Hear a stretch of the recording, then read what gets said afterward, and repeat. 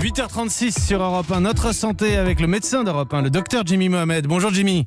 Bonjour Mathieu, bonjour à tous. Et avec vous ce matin, nous prenons soin de notre sommeil, car de plus en plus de Français ont du mal à trouver le sommeil, à bien dormir. Comment faire pour mieux dormir en cette période, Jimmy ?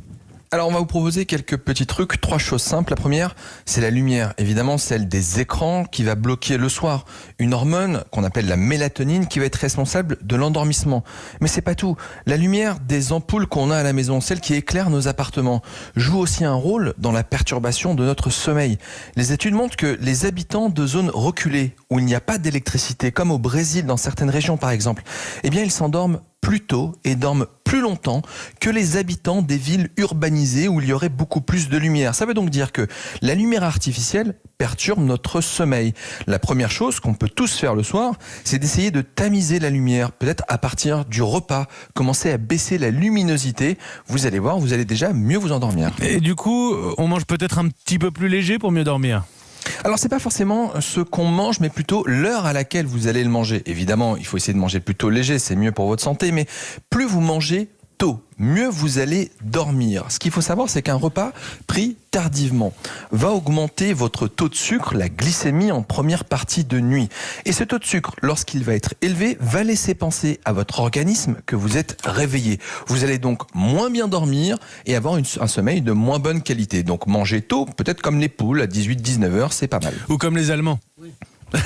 Effectivement, c'est une meilleure comparaison. Les poules, elles se couchent tôt. Les Allemands, ils dînent tôt, pour le coup. Qui dordine, tout ça, vous connaissez. Jimmy, vous faites exprès, j'ai une petite question, on est vendredi, je me permets. Vous faites exprès à chaque fois d'avoir une petite partie nourriture, une petite partie alimentation pour moi dans la chronique, ou c'était prévu même si c'était pas moi ? Non, c'est la base de la santé, une bonne alimentation. Je suis bien J'en d'accord. suis persuadé. Écoutez ce que dit Thierry Marx, le grand chef multi-étoilé à ce sujet, justement. Le seul moyen de donner une chance à sa santé, finalement, c'est de cuisiner. La cuisine, il ne faut pas l'oublier, c'est plaisir, bien-être, santé. Qu'on arrête de parler du temps. On s'aperçoit qu'on a passé 3 ou 4 heures sur son smartphone. Alors, on peut prendre 45 minutes pour faire la cuisine et anticiper des plats qui pourraient être une entrée réussie, un plat réussi, ou un plat réussi et un dessert réussi. Quand j'ai entendu Thierry Marx, j'ai pensé à vous, Jimmy, parce qu'on a souri sur le pavé de saumon, sur les huiles, les noix cette semaine. Oui, il faut bien cuisiner, bien manger pour être en bonne santé. Alors, d'un mot, Jimmy, si malgré les 2 conseils que vous avez donnés, on a toujours du mal à s'endormir, est-ce que vous avez des petits exercices de relaxation ? Un exercice respiratoire tout simple en quelques secondes s'appelle l'exercice 4-7-8. C'est un médecin américain à Harvard qui a validé cette technique. Vous en avez plein d'autres. Le soir, au moment de vous endormir, vous prenez une inspiration pendant 4 secondes.